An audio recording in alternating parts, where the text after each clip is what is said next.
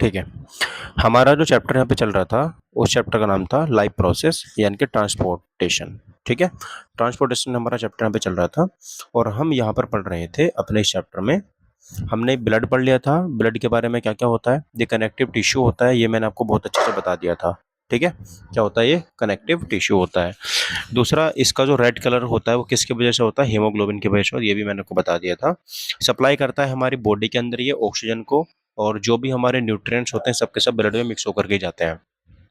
मैंने आपको प्लाज्मा के बारे में बता दिया था, ये हमारे टोटल ओवरऑल ब्लड का 55% जो पार्ट है वॉल्यूम उसको कवर करता है। ठीक है, याद रखिएगा। उसके बाद यहाँ पे हम बात करेंगे, दूसरा सेकंड पार्ट हमारे यहाँ पे आता है ब्लड सेल्स और कॉर्पल्स के बारे में, कि ब्लड सेल्स हमारे क्या होते हैं। ठीक है, तो याद रखना, हमारा जो पहला मैंने बताया था ब्लड के दो पार्ट होते हैं, पहला होता है हमारा प्लाज्मा, दूसरा होता है ब्लड सेल्स, या उसको बोलते हैं कार्पल्स। ठीक है, तो दीज कॉन्स्टिट्यूट, ये जो होते हैं हमारे, these constitute about 45% of the blood. ये क्या होती है, हमारे ब्लड के 45% पार्ट होता है, ब्लड का 45% पार्ट। ठीक है, जैसे हमारे ब्लड का जो वॉल्यूम है वो 100% है। ठीक है, 100% वॉल्यूम है, तो इसके दो पार्ट कर लो आप। पहला जो पार्ट है मेरा वो क्या है, प्लाज्मा। ठीक है, और जो दूसरा पार्ट है वो है मेरा ब्लड सेल्स। क्या है, ब्लड सेल्स। तो प्लाज्मा जो है वो मेरा है 55%, और जो ब्लड सेल्स है वो कितनी मेरे पास है, 45%। इतना है सिर्फ। ठीक है, तो हम इस 45% की बात कर रहे हैं कि जो हमारी बॉडी में ब्लड सेल्स है वो 45% होता है। समझ में आई बात नहीं? ठीक है, उसके बाद यहाँ पर ध्यान से देखो, these include red blood cells. इनके बीच में, इनके पास क्या होता है, रेड ब्लड सेल्स होता है, व्हाइट ब्लड सेल्स होता है, और प्लेटलेट्स होती हैं। तो हमारे ब्लड सेल भी तीन टाइप की होती हैं, आरबीसी, डब्ल्यूबीसी और प्लेटलेट्स। ठीक है, आगे देखो, आरबीसी क्या करता है सर, हमारा RBC transport oxygen to all cells of the body. तो अब आरबीसी का क्या काम होता है, हमारी बॉडी में ऑक्सीजन को ट्रांसपोर्ट करना। किसको ट्रांसपोर्ट करना, ऑक्सीजन को ट्रांसपोर्ट करना। WBC helps to destroy foreign particles and germs inside the body while platelet. तो यहाँ पे ध्यान रखना, जो WBC होता है वो क्या करता है, डिस्ट्रॉय करता है किसको, जो फॉरेन पार्टिकल होते हैं। फॉरेन पार्टिकल का मतलब होता है जो हमारी बॉडी में बिना जाने पहचाने अंदर हमारे खाने के साथ चले जाते हैं ना, उनकी जो जान न पहचान मैं तेरा मेहमान वाली कंडीशन होती है, तो उनको डेड मार देते हैं WBC। ठीक है, नेक्स्ट आता है हमारा platelet. Platelets help in blood clotting in the site of injury. तो जहां पर हमारी बॉडी में इंजरी हो जाती है, तो वहां पर जो क्लॉटिंग करने का काम करता है, ब्लड क्लॉटिंग का, उसको क्या बोलते हैं हम, प्लेटलेट्स बोलते हैं। वो प्लेटलेट की हेल्प से होता है। कैसे होता है, जैसे कहीं पर हमारी इंजरी हो जाती है, जो इंजरी हो जाती है तो वहां पर हम बोलते हैं खून जमना, सुना है, तो वो हमारा प्लेटलेट्स की वजह से ही होता है। ठीक है, ये नहीं होगा तो वो जमेगा नहीं, तो इसका मतलब ब्लड हमारा कंटिन्यूअस से निकलता रहेगा। समझ आई बात नहीं? तो ये हमारा ब्लड में ब्लड क्लोटिंग के काम आता है। तो तीनों को याद रखना है। आरबीसी क्या करता है, ऑक्सीजन की सप्लाई करता है। डब्ल्यूबीसी क्या करता है, फॉरेन पार्टिकल को डिस्ट्रॉय करता है। प्लेटलेट्स क्या करता है, हेल्प करता है ब्लड क्लोटिंग में। ठीक है, यहाँ पर आप देखोगे तो ये जो हमारा शुरुआत आपको दिख रहा है, ये हमारा क्या है, आरबीसी है, जिसको बोलते हैं रेड ब्लड सेल्स। ये जो छोटे छोटे पार्टिकल दिख रहे हैं हमारे प्लेटलेट्स हैं, और ये क्या है, हमारी व्हाइट ब्लड सेल्स है, जो आप यहाँ पे देख पा रहे हो। ठीक है नहीं? उसके बाद यहाँ पर जैसे मान लो हमारी एक आर्टरी या वेन है, जो हमारा पाइप होता है, ब्लड वेसल्स है हमारी ये, और इसमें जो हमारा ये ब्लड प्लाज्मा है जिसमें आरबीसी तैर रही है ना। तो यहाँ पर ध्यान से रखना, ये ब्लड वेसल्स, तो यहाँ पर हमारा प्लाज्मा है, ये हमारी आरबीसी हो गई, और जो व्हाइट व्हाइट है हमारी क्या हो गई, यहाँ पे डब्ल्यू प्लेटलेट्स हो गई। ठीक है, हाँ, ये ब्लड सेल्स हो गई। समझ में आई बात नहीं? कुछ इस तरीके से हमारा ब्लड में सप्लाई होता रहता है। ठीक है, हाँ, ये नहीं है ब्लड वेसल, ये पूरा का पूरा पाइप जो है इसका नाम ब्लड वेसल्स है। पाइप जो है, पाइप, ठीक है, उसका नाम ब्लड वेसल्स है। अगला देखो, फंक्शन ऑफ ब्लड। हमारी बॉडी में ब्लड के क्या क्या फंक्शन होते हैं। The important function of the blood in our body are, it helps in transport of nutrients to all part of the body, of storage and synthesise of new substances. जो ये हमारा blood क्या help करता है, it help to transport nutrients, ये nutrients को transport करने में हेल्प करता है to all parts of the body, हमारी बॉडी के हर एक पार्ट में। फॉर स्टोरेज, स्टोरेज करता है हमारा, and synthesise of new substances, और जो भी नए सब्सटेंस आए उनको सिंथेसाइज करता है। ठीक है, आगे देखो, it helps in the transport of oxygen and carbon dioxide for respiration. और ये हेल्प करता है किसमें, ट्रांसपोर्ट में हमारा, और किसमें, ट्रांसपोर्ट ऑफ ऑक्सीजन। ठीक है, यानी कि ऑक्सीजन के ट्रांसपोर्ट में हेल्प करता है, और कार्बन डाइऑक्साइड के मतलब इन दोनों के रेस्पिरेशन में हेल्प करता है। कार्बन डाइऑक्साइड को अंदर लेके जाना हो बॉडी में, या ऑक्सीजन को, सॉरी, ऑक्सीजन को अंदर लेके जाना हो और कार्बन डाइऑक्साइड को बाहर लेके आना हो। ठीक है, it is involve in the transport of excretory products like urea, uric acid, ammonia. और ये हमारा इन्वॉल्व होता है किस चीज़ में, हमारी बॉडी में जो क्या बनता है, यूरिया बनता है, ठीक है, यूरिक एसिड बनता है और अमोनिया बनता है, तो इनको भी ट्रांसपोर्ट करने में ये हेल्प करता है। ठीक है, ये इन सबको मिला करके ये हमारे सब के सब यूरिन में होते हैं। ठीक है, तो ध्यान रखना बहुत ज़्यादा इंपॉर्टेंट है। तो ब्लड में हमारा आरबीसी भी, डब्ल्यूबीसी, प्लेटलेट्स भी, यूरिक एसिड भी, यूरिया भी और अमोनिया सब होते हैं। ठीक है, हीमोग्लोबिन भी होता है। अगला आता है fourth part, it acts as buffer system. ये हमारे एक बफर सिस्टम की काम करता है। क्या होता है सर बफर सिस्टम? तो our body and also help in the regulation of pH and body temperature. ये बफर सिस्टम की तरह ऐसे काम करता है कि हमारे शरीर के टेम्परेचर को भी मेंटेन करके रखता है। ठीक है, यानी कि पीएच वैल्यू को मेंटेन करके रखता है और ब्लड के टेम्परेचर को भी। हाँ, बफर सिस्टम का मतलब होता है जहाँ पर बहुत सारे काम एक साथ होते हो। ठीक है, उसको बफर सिस्टम कह सकते हैं, बफर जोन बोलते हैं जिसको। मतलब बहुत सारी चीज़ें जहाँ से ऑपरेट होती हैं उसे बफर सिस्टम बोलते हैं, बफर जोन। ठीक है, तो बॉडी टेम्परेचर को मेंटेन करता है, पीएच वैल्यू को मेंटेन करता है। It is involve in protection against disease by engulfing the disease causing microbes by मतलब फैगोसाइटोसिस। ठीक है, फैगोसाइटोसिस का मतलब ये होता है कि ये एक भक्षण की तरह काम करता है। किसकी तरह? भक्षण। भक्षण किसका सर? तो it is involve in protection, ये हमें हमारी बॉडी को प्रोटेक्ट करता है। जो डिजीज होती है ना हमारी बॉडी में, उनसे प्रोटेक्ट करने का काम करता है। किस किस मतलब कैसे हेल्प करता है? तो एनगल्फिंग, एनगल्फ का मतलब होता है कि जो भी हमारी बॉडी में खतरनाक वायरस या बैक्टीरिया है तो उनको खत्म कर देता है, खा जाता है। एनगल्फ का मतलब होता है एकदम निगल जाना। ठीक है, जैसे राक्षस होते थे वैसे करके। Engulfing the disease causing microbe, जो माइक्रोब्स की वजह से होते हैं। ठीक है, इसी को तो बोलते हैं फैगोसाइटोसिस। फैगोसाइटोसिस का मतलब ये होता है कि भक्षण करने वाला। एक तो होता खाना, एक होता भक्षण करना। जैसे राक्षस भक्षण कर जाते हैं किसी का भी। ठीक है, उसको बोलते हैं। तो मतलब जो माइक्रोब्स होते हैं ना उनको खा जाता है, एकदम निगल जाता है, खत्म कर देता है बिल्कुल, जिसकी वजह से डिजीज हमें कम से कम होते हैं। आगे देखो, the plasma of blood helps to transport hormones from their place of synthesise to the target organ. और ये हमारा जो टारगेट मतलब हेल्प करता है, प्लाज्मा हेल्प करता है हमारा। किस में हेल्प करता है सर? ट्रांसपोर्ट में। किसके ट्रांसपोर्ट में? जो हमारी बॉडी में हॉर्मोन्स आते हैं टाइम टू टाइम, जैसे हमारी एज बढ़ती जाती है हॉर्मोन्स आते रहते हैं, तो उनको ट्रांसपोर्ट करता है। तो क्या सर जहाँ से हमारी बॉडी में हार्मोन्स आते हैं उनको वहीं पे होता है? आंसर है नहीं। ठीक है, तो जहाँ से हमारी बॉडी में हॉर्मोन्स आते हैं उनको सिंथेसाइज करके कहाँ भेजता है? टारगेट ऑर्गन के पास, जिस ऑर्गन को उनकी सबसे ज्यादा जरूरत है। समझ में आई बात नहीं? ठीक है, आगे देखो, platelets present in the blood from a clot at site of injury to prevent further loss of blood. तो ये क्या करता है? जो प्लेटलेट्स होता है हमारा, ये प्रेजेंट होता है किसमें? ब्लड में। ये क्या करता है? हमारा क्लॉट करता है। ठीक है, जहां पर हमारी बॉडी में इंजरी हो जाती है, और प्रिवेंट करता है कि हमारा ज़्यादा से ज़्यादा ब्लड लॉस ना हो। ठीक है, आगे, many other substances like salts और ऑल्सो ट्रांसपोर्टेड बाय ब्लड। तो जैसे सॉल्ट हो गया, ये भी हमारा ब्लड के द्वारा ट्रांसपोर्ट होता है। बात समझ में आई नहीं आई? ठीक है, अगला अगला मोस्ट इंपॉर्टेंट टॉपिक आता है हमारा हार्ट। ठीक है, हार्ट, इसका तो आपको डायग्राम भी आना चाहिए, सब कुछ आपको इसका आना चाहिए बनाना। ठीक है, आगे देखो, तो हार्ट की यहाँ पर हम बात करेंगे। तो हार्ट जो होता है हमारा, जैसे ब्लड क्या होता था? ब्लड है, हाँ पूरा हार्ट है, पूरा हार्ट है ये। हार्ट पे मुझे लग रहा है चैप्टर खत्म हो जाएगा ये। हार्ट के बाद एक लिम्फेटिक सिस्टम हो रहेगा, फिर खत्म।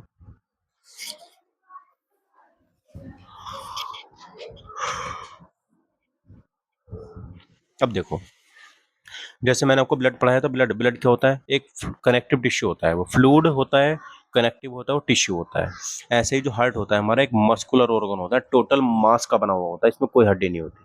ठीक है, तो it is a heart is a muscular organ composed of cardiac muscle. It is the main pumping organ with pumps of the blood to all parts of the body. ये क्या होता है? हमारा पूरी की पूरी बॉडी में क्या सप्लाई, ब्लड को पंप करने काम करता है बस, और इसका कोई दूसरा काम नहीं है। ठीक है, समझ में आई बात नहीं? ठीक है, तो कहाँ पर सप्लाई करता है? तो पूरे के पूरे बॉडी पार्ट में सप्लाई करता है। The human heart is four chambered. हमारे जो ह्यूमन हार्ट होता है उसमें 4 चैम्बर होते हैं। And is composed of 4 chambers, जिसके नाम क्या क्या हमारे? Right atrium, right ventricle, left ventricle and left atrium. इसके 4, ऐसे मान लो कि एक घर है उसमें 4 कमरे हैं। ठीक है, चारों के नाम याद होने चाहिए आपको। अगला, the chamber are separated by muscular wall. तो जैसे हमारे घरों के कमरे सेपरेटेड होते हैं एक दीवार की तरह, ऐसे ही हमारे चैम्बर बने हुए हैं। किससे सेपरेट होते हैं? हमारे मस्कुलर वॉल की तरह। ये मस्कुलर वॉल होती है इन सब चैम्बरों के बीच में, जिससे सेपरेट हो जाते हैं। ये सेपरेट क्यों करने पड़ते हैं? ताकि मतलब जो ब्लड है वो मिक्स ना हो सके। रूम्स को, जैसे घर में रूम होते हैं वैसे ब्लड हमारे हार्ट में चैम्बर होता है। ठीक है, समझ में आई? तो चैम्बर क्यों बनाए जाते हैं बताओ? घर में रूम क्यों बनाए जाते हैं? हम होल बना के क्यों नहीं रह सकते? क्योंकि हमारी प्राइवेसी भी कुछ नाम की चीज होती है। मतलब सर ये है कि मान लीजिए जैसे अगर इधर मेरा राइट एट्रियम है, इधर कौन है? लेफ्ट एट्रियम है, ठीक है। इधर ऑक्सीनेटेड ब्लड है, इधर मेरा डीऑक्सीनेटेड ब्लड है। अगर डीऑक्सीनेटेड ब्लड ऑक्सीनेटेड ब्लड में मिल जाएगा तो फिर क्या फायदा रह गया किसी भी चीज का, है ना? हमारी बॉडी को ऑक्सीजन चाहिए सारी की सारी सेल्स को, लेकिन सर उसमें तो ऑलरेडी कार्बन डाइऑक्साइड मिक्स हो चुकी है, तो क्या फायदा फिर उसका? ठीक है, तो इसलिए उसके बीच में मस्कुलर वॉल लगी होती है जिससे कि जो हमारा ब्लड है वो मिक्स ना हो सके, ठीक है। तो the prevent the mixing of the oxygen, तो क्या करता है हमारा? प्रिवेंट करता है कि इसको मिक्सिंग हो ऑक्सीजन को, यानी कि ऑक्सीजन हमारे मिक्स ना हो सके rich blood with the carbon dioxide rich blood, ठीक है। तो ऑक्सीजन रिच ब्लड को कार्बन डाइऑक्साइड रिच ब्लड से अलग करने का काम ये करता है, ठीक है। आगे देखो, the different chamber of the heart are, अब देखो सब के सब चैम्बर के नाम यहाँ पर हमारे आते हैं। सबसे पहले हमारा आर्टरिया होता है, आर्टरिया ओट्रियम इसको ही कहते हैं हम। दो ओट्रियम होते हैं, दो वेंट्रिकल होते हैं, ठीक है। आज से पहले कभी हट पढ़ा है 9th क्लास में? देखो इधर, these are thin walled upper chamber of the heart, ये क्या होते हैं हमारे? जो हमारा हार्ट होता है उसके सबसे ऊपर वाले चैम्बर होते हैं, ठीक है। और ऊपर वाले चैम्बर होते हैं तो ये कैसे होते हैं? थिन वॉल, इनकी जो दीवार होती है वो क्या होती है? पतली होती है बहुत ज्यादा, ठीक है। देयर आर टू ओट्रियम, यहाँ पर हमारे दो ओट्रियम होते हैं। एक जैसे पहला नाम है लेफ्ट ओट्रियम, दूसरा नाम है हमारा राइट ओट्रियम, ठीक है। सेपरेटेड बाय एन इंटरएक्सियल सेप्टम, और ये किससे अलग हो जाते हैं हमारे? एक हमारे इंटरटेस्टियल सेप्टम होती है जिससे हमारे अलग होते हैं ये, ठीक है। सेप्टम मतलब दीवार की बात हो रही है यहाँ पे, जो हमारे आर्ट्रियम अलग होते हैं। They serve to receive the blood, ये हमारे ब्लड को रिसीव करते हैं। Therefore these are called receiving chamber of the heart, इसलिए हम इनको क्या बोलते हैं? Receiving chamber of the heart बोलते हैं। बात समझ में आई? अगला, तो यह आर्ट्रियम समझ में आ गया आपको। अगला आता है हमारा वेंट्रिकल्स, वेंट्रिकल भी वो बहुत इंपॉर्टेंट है। The two inferior chamber of the heart are right ventricle and left ventricle separated by an interventricular septum. तो जो ओट्रियम है वो किसके द्वारा अलग हो रहे थे बताओ? इंटर आर्ट्रियल सेप्टम के द्वारा, ठीक है। इंटर आर्ट्रियल सेप्टम के द्वारा ऑट्रियम अलग हो रहे हैं हमारे, और इंटर वेंट्रिकुलर सेप्टम के द्वारा वेंट्रिकल अलग हो रहे हैं हमारे, ठीक है। हाँ, these chambers pumps the blood away from the heart, ये क्या करते हैं? ये हमारे जैसे जो हमारे ऑट्रियम थे वो ब्लड को रिसीव करने का काम कर रहे थे, ये क्या काम करेंगे? ये काम करते हैं ब्लड को हमारे हार्ट से दूर भेजने का, पूरी की पूरी बॉडी पार्ट में भेजने का काम करते हैं। Hence these called pumping chambers, इसलिए इनको हम क्या किस नाम से जानते हैं? पंपिंग चैम्बर के नाम से जानते हैं। समझ में आई बात नहीं? ठीक है। उसके बाद वेंट्रिकल्स हैव थिकर वॉल, इनकी जो वॉल होती है वो कैसी होती है? थिक, यानी कि मोटी दीवार होती है।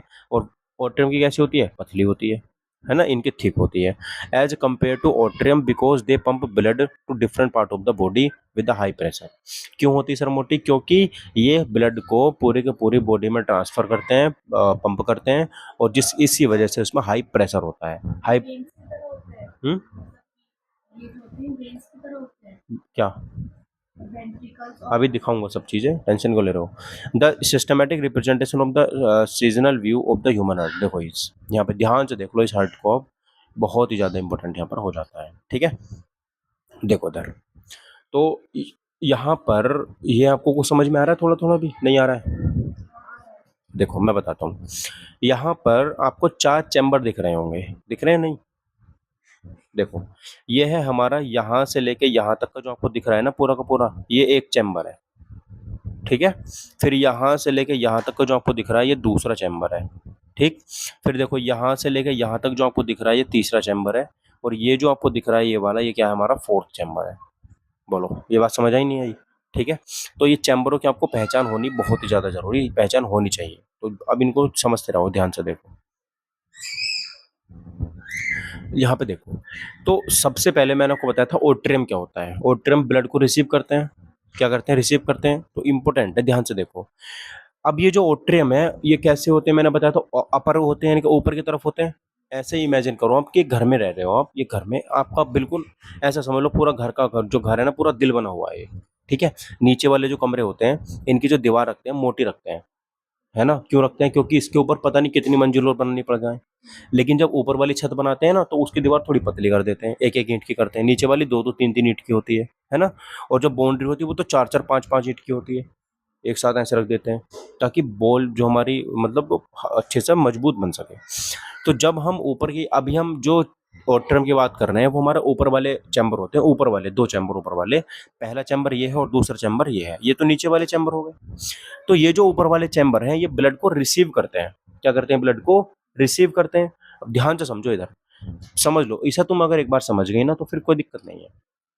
अब रिसीविंग चैम्बर क्यों है? देखो यहाँ से आप देख रहे हो, यहाँ पर एक पार्ट खुला हुआ है कि सर यहाँ से क्या आएगा, हमारा ब्लड एंटर होगा बॉडी के अंदर। इसी चैम्बर में कहाँ से आ रहा है एक रास्ता, और ऊपर से आ रहा है। देखो ये वाला रास्ता आ रहा है कि यहाँ से भी सर क्या होगा, ब्लड रिसीव होगा, इसमें ब्लड आएगा। ठीक है, बात समझ में आई? इसका नाम क्या है बताओ? तो ये है हमारा, ध्यान से देखो, जब आपके सामने ऐसे करके हार्ट खुला होगा, आपका राइट हैंड कौन सा है? ये वाला।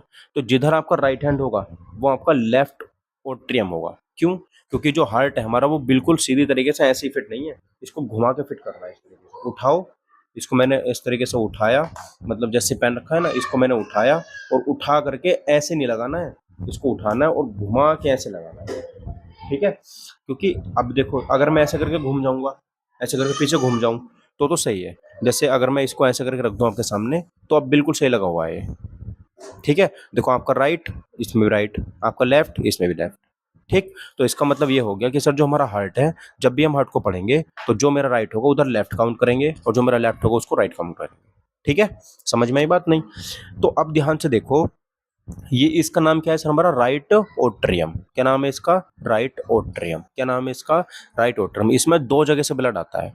एक तो हमारा अपर बॉडी का ब्लड, यानी कि मान लो यहीं पे तो हमारा हार्ट होता है, तो ऊपर का जो हमारा डीऑक्सीनेटेड ब्लड है पूरे के पूरे ब्रेन का, और जो पूरी बॉडी का नीचे वाली बॉडी का जो हमारा ब्लड रिसीव होता है वो तो यहाँ से होता है, और जो अपर बॉडी का ब्लड है वो हमारा यहाँ से रिसीव होता है। ठीक है, तो देखो इसको बोलते हैं, इसका नाम क्या होगा हमारा? यहाँ से ये जो हमारा पाइप है इसका नाम होगा superior vena cava.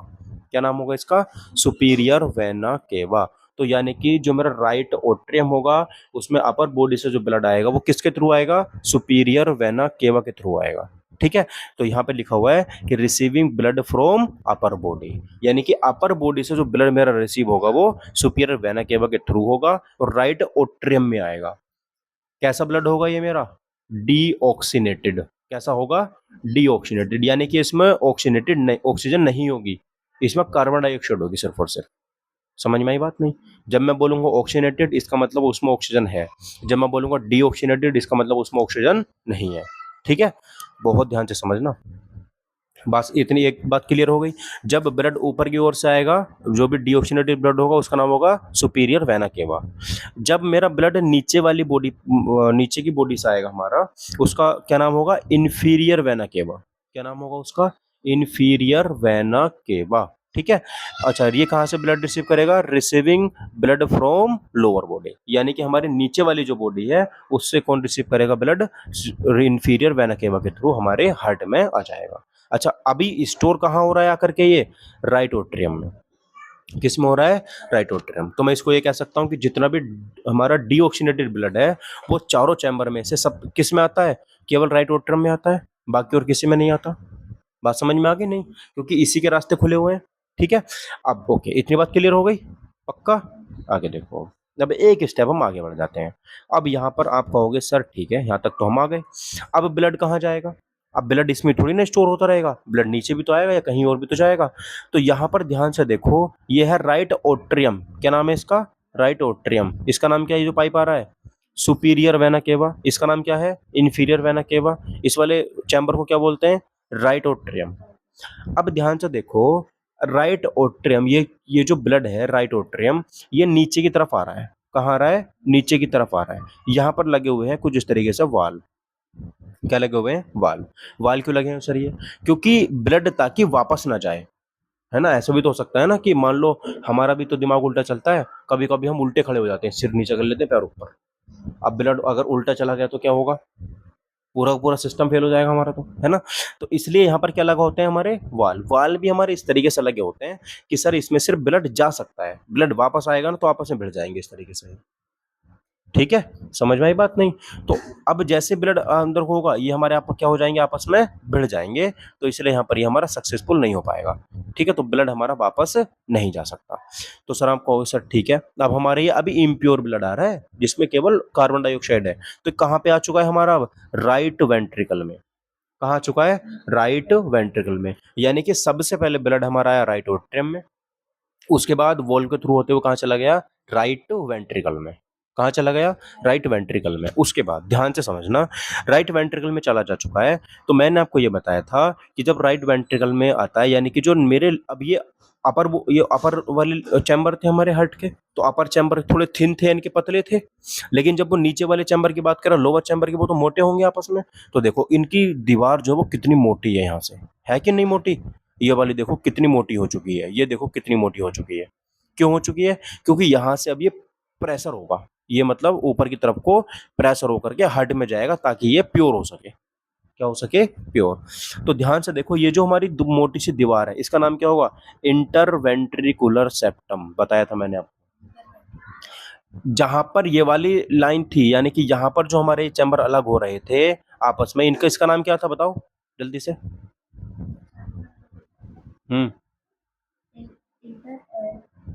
ओट्रियल, inter ओट्रियल wall septum. ठीक है, क्या, कैसे भी याद कर लो, इंटर याद कर लो और ओट्रियल याद कर लो बाद में, कैसे भी याद कर सकते हो। ठीक है, इंटर ओट्रियल। अब ध्यान से देखो, तो इस ये जो हमारे ऊपर वाले चैम्बर थे जिनको मोट्रियम बोलते हैं, ये किससे अलग हो रहे थे, इंटर ओट्रियल से, और नीचे वाले चैम्बर किससे अलग हो रहे हैं, हमारे इंटरवेंट्रिकुलर सेप्टम से। ठीक है, नहीं बात समझ में आ रही है इतनी, क्लियर है। उसके बाद ध्यान से समझो, अब ब्लड हमारा सर आ चुका है राइट वेंट्रिकल में, आ गया राइट वेंट्रिकल में। अब ब्लड यहाँ से जाता है पंप होकर के, जैसे आपने वो देखा है जो एक वो आता है बुढ़िया के बाल बेचने वाला आता है, क्या बोलते हैं उसे, तुम क्या बोलती हो उसे, उसे इंग्लिश में कुछ बोलते हैं मुझे याद नहीं आ रहा, क्या बोलते हैं, कॉटन कैंडी बोलते हैं। ठीक है, वो बेचने वाला था, उसके पास में एक वो होता है जिससे आवाज निकलती है, पों पों की आवाज निकलती है, रबड़ जैसा होता है पीछे से वो, आगे से वो कैसा होता है, एक दूरबीन टाइप का होता है। हाँ, उसको वो पीछे से दबाते हैं ना, बहुत तेज आवाज निकलती है उसमें से, है ना। जब उसने वो पीछे से दबा दिया बहुत तेज से, तो आवाज निकल गई बहुत तेजी से, तो क्या वापस उसमें हवा भरने के लिए मुंह से हवा भरता है वो, नहीं, अपने आप पीछे को अपना फूल जाता है वो, है ना। फिर दबाता है, फिर मतलब आवाज निकल जाती है, फिर से अपने आप हवा आ जाती है ना। सेम प्रोसेस हमारे हार्ट में होता है। हमारा हार्ट क्या करता है, दो चीजें करता है, एक तो रिलैक्स होता है, एक कॉन्ट्रैक्ट कर, रिलैक्स करना और कॉन्ट्रैक्ट करना। हाँ, तो अब देखो ध्यान से, जब हमारा हार्ट यहाँ, ब्लड हमारा यहाँ पर आ चुका है, कहाँ पर आ चुका है, राइट वेंट्रिकल में, तो राइट वेंट्रिकल से ब्लड हमारा कहाँ जाना चाहिए अब, ये जो कार्बन डाइऑक्साइड है बाहर जानी चाहिए शरीर से, और इसमें क्या मिल जानी चाहिए, ऑक्सीजन। तो ये किसके पास जाएगा, इतना काम कौन कर सकता है, लंग्स कर सकते हैं हमारे, क्योंकि उन्हीं के पास तो क्या है, एक्सिस है ना, किसका, ऑक्सीजन को और कार्बन डाइऑक्साइड का। तो वही कहेंगे आजा भाई ब्लड, वो बुलाएंगे अपने पास, ये जाएगा, और वो इससे क्या ले लेंगे, कार्बन डाइऑक्साइड ले लेंगे और ऑक्सीजन इसमें मिक्स कर देंगे, फिर ये प्योर हो गया। ये तो प्रोसेस है। तो यहाँ से ब्लड कहाँ जाना चाहिए हमारा, सीधा लंग्स में जाना चाहिए। तो यहाँ से ध्यान से देखो, ब्लड ऐसे आया, एरो बन रहा है यहाँ पे, ब्लड यहाँ से वापस नहीं जाएगा, यहाँ से एक पाइप लगा हुआ है, ये देख रही हो आप, ये वाला पाइप लगा हुआ है, यहाँ से जाएगा और यहाँ से जाएगा। ठीक है, दो तरास्तु से हमारा किस में जाता है ये, हाँ लंग्स में जाता है। कहाँ जाता है, लंग्स में। तो यहाँ से जब हमारा ब्लड, देखो यहाँ पर भी हमारे वाल लगे हुए हैं ताकि यहाँ से ब्लड वापस ना आ सके, क्योंकि जब पाइप पानी ऊपर चलता है तो वापस भी आ सकता है, लेकिन अगर वाल लगे होंगे तो नहीं आ सकता। ठीक है, तो यहाँ पर भी क्या लगे होते हैं, हमारे वाल लगे होते हैं। तो ध्यान से देखो, ये भी ये हमारे ये भी वाल्व हैं और ये भी वाल्व है यहाँ पर। ठीक है, इतनी बात समझ में आई। अब ध्यान से देखो सर, यहाँ से जो हमारा ब्लड जा रहा है, कहाँ पे जा रहा है, सीधा हमारा लंग्स के पास जा रहा है। कहाँ पे जा रहा है, लंग्स के पास। अब जब यहाँ से ब्लड हमारा जा रहा है तो इसमें कैसा ब्लड है, डीऑक्सीनेटेड ब्लड। कैसा ब्लड है, डीऑक्सीनेटेड ब्लड। तो डीऑक्सीनेटेड ब्लड, उससे पहले आपको थोड़ी सी बताता हूँ। एक होती है हमारी आर्टरी, क्या होती है आर्टरी, एक होती है हमारी वेन, क्या होती है, वेन। आर्टरी में ब्लड बहता है प्योर, जिसमें ऑक्सीजन होती है। वेन में ब्लड बहता है इम्प्योर, जिसमें कार्बन डाइऑक्साइड होती है। लेकिन इसमें एक एक्सेप्शन है, एक आर्टरी ऐसी होती है जिसमें इम्प्योर ब्लड बहता है। ठीक है, एक हमारी वेन ऐसी होती है जिसमें प्योर ब्लड बहता है। ध्यान रखना, आर्टरी में कैसा ब्लड बहता है, प्योर, जिसमें ऑक्सीजन होती है। लेकिन एक आर्टरी ऐसी है जिसमें इम्प्योर बहता है। ऐसे ही एक सारी की सारी जो वेन होती है उनमें कैसा ब्लड बहता है, इम्प्योर, लेकिन एक वेन ऐसी होती है जिसमें प्योर ब्लड बहता है। तो ध्यान से समझो। बहुत सारी होती हैं क्या? आर्टरी और वेन? हाँ, पूरे बॉडी में फैली है हमारी, कहीं से भी कट लगा लो वहीं से ब्लड निकलेगा। ऐसी कोई जगह है जहाँ पे हम कट लेंगे ब्लड ना निकले?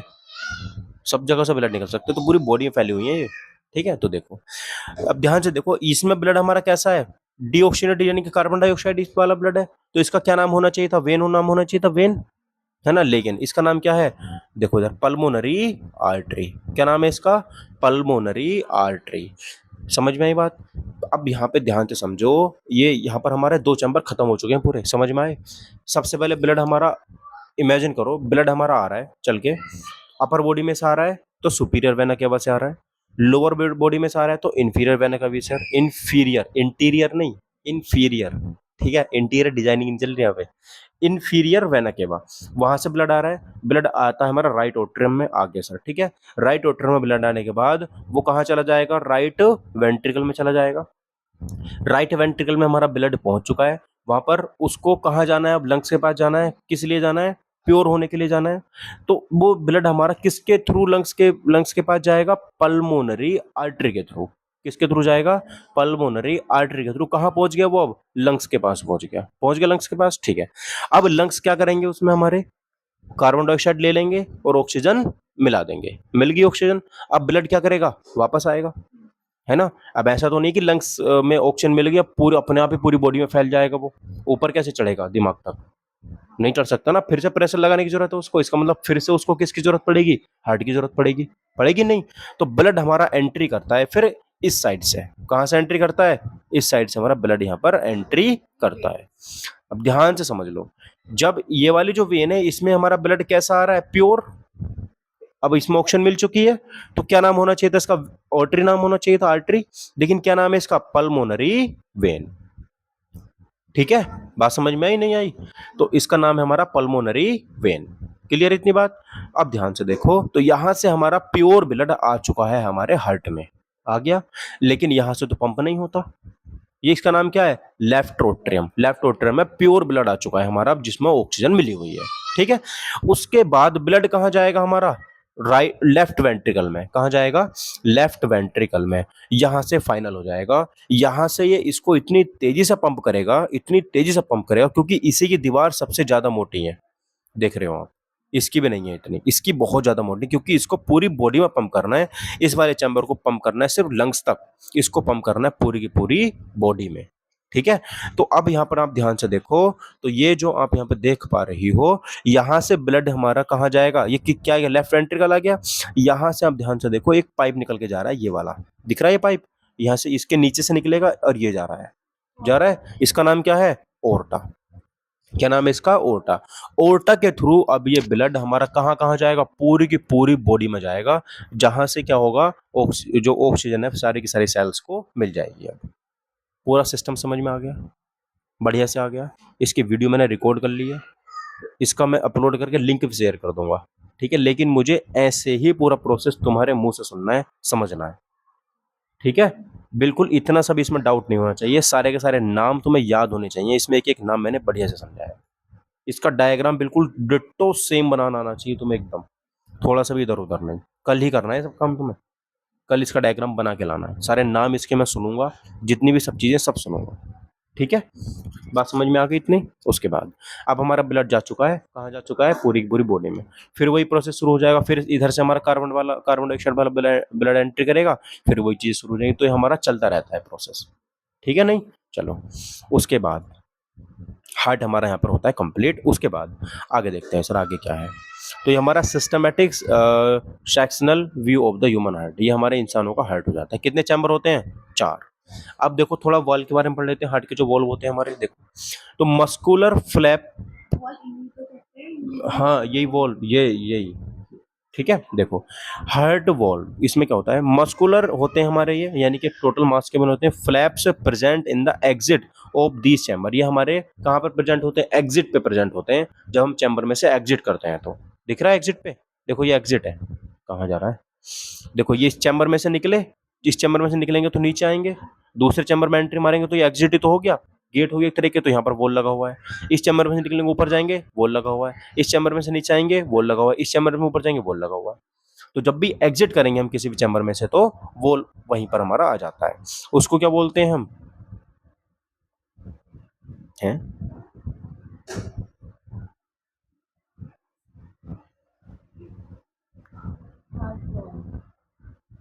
हाँ, ठीक है।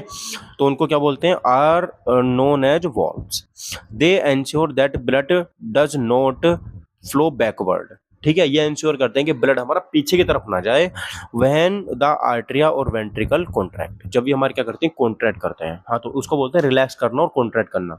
अब बताओ, क्वेश्चन बताओ एक, अगर हमारा हार्ट रिलैक्स कर रहा है तो क्या वो ब्लड को पंप कर रहा है और ब्लड को रिसीव कर रहा है? रिलैक्स कर रहा है,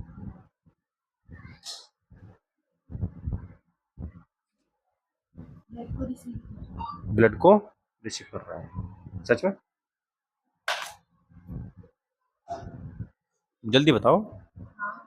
ठीक है, अरे जो बताया है उसे पूरे कॉन्फिडेंस के साथ बताना चाहिए, चाहे गलत हो। ठीक है, नहीं बस रिसीव करता है, बात खत्म हो गई। जब रिलैक्स कर रहा है, ऐसे समझो ये मेरा हार्ट है ना? अगर मैं जब इसको मैं बंद करूंगा तो कॉन्ट्रैक्ट कर रहा है ना, ये कॉन्ट्रैक्ट कॉन्ट्रैक्ट किया। अच्छा, जब मान लो मेरे हाथ में पानी की थैली है, ये बैलून है बहुत, उसमें पानी भरा हुआ है, मैंने उसको दबाया तो वो चारों तरफ को फैल जाएगा नहीं? बहुत प्रेशर के साथ में से उसमें क्या निकलेगा? बाहर को पानी निकलेगा या फैल जाएगा। जब कॉन्ट्रैक्ट करेंगे तो ब्लड बाहर जाएगा, बॉडी मतलब हार्ट से बाहर जाएगा, और जब रिलैक्स करेगा तो उसमें ब्लड रिसीव करेगा।